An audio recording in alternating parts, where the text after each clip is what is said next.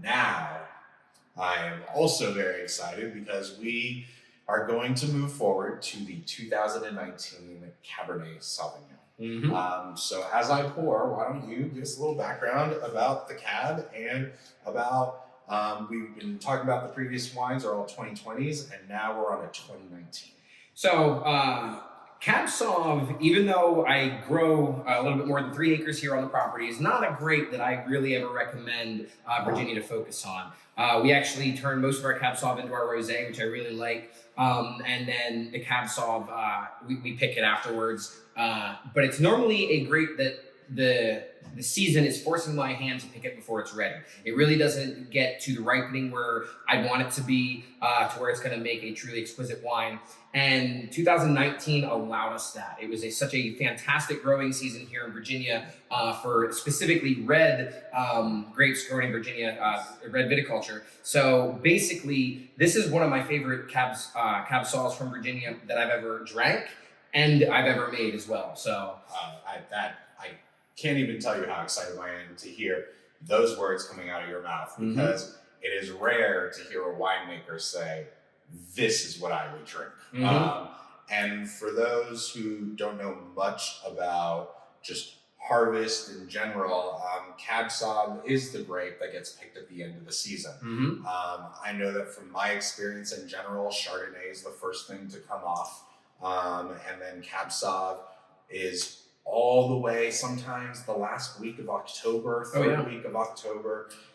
There's sometimes dessert wines coming off before Cab Sauv is ready to make the red wine. So yeah, and things like that just blow my mind too, because here you are, you have a dessert grape that's going to be as sweet as can be, and a Cab that's coming at you with these dark, rich fruits and tannins. And so, all right, well, let's go ahead and right, so we were saying this is a 2019, and so maybe we can just talk about why the 2019, we had released the 2020 already, and now we're releasing the 2019, and why we went ahead and did that. The 2019s, if you're familiar, if you're in our club or executive club, you've probably had some small tastings of some of our 2019 wines. But it was my recommendation that we really do save these wines. They're going to age very elegantly. They have, it's a vintage that really only happens once every, I would say, 10 years in Virginia to allow us to make wines like this.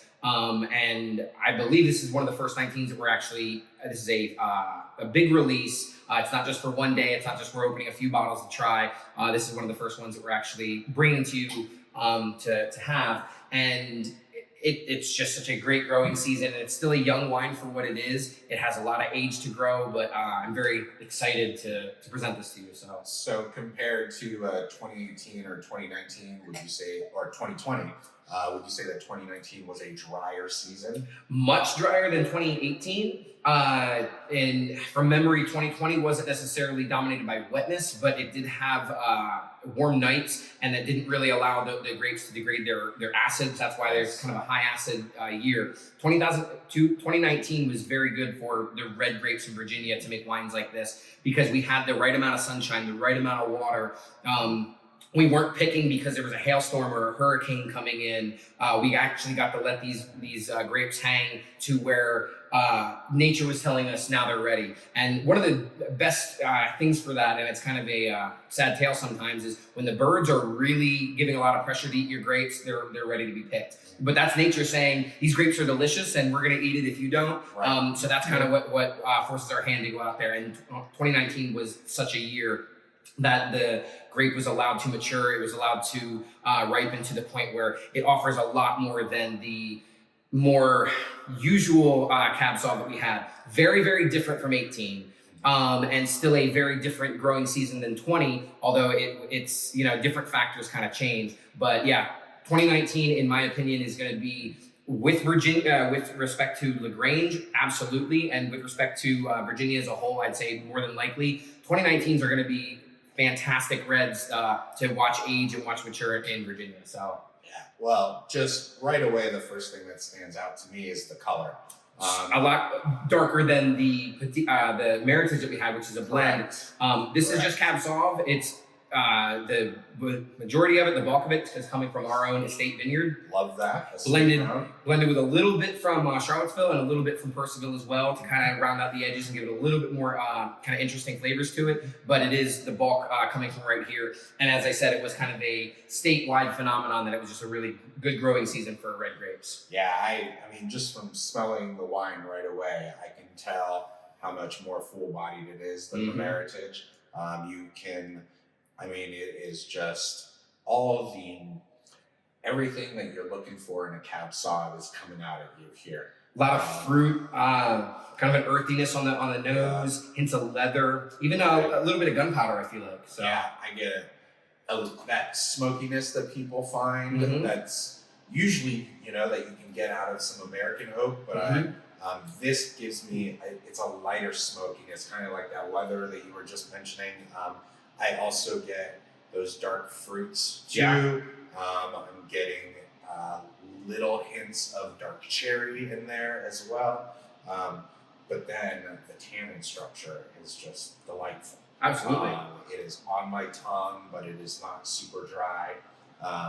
One of my big pet peeves about Cab Sauvs is that at times they can just be too much. I don't want something that is super tannin filled. I don't want something that makes me not be able to drink anything afterwards. I want something that's flexible, that can be, my ideal wine is something that you can sip on its own and also pair lovely with a meal.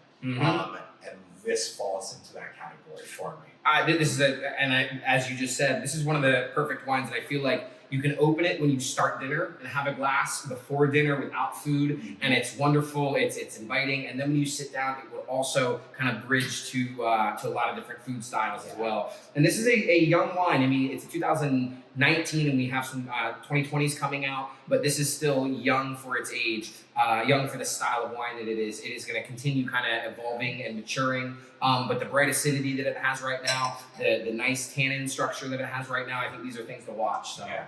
This is definitely a bottle that I am going to be very interested in how it ages over time, how it changes. But this can also be something where I'm bringing it to a special occasion, or I'm just bringing it to sit with the normal group of friends and just enjoying something. So, yeah, this cab, I'm very excited for this.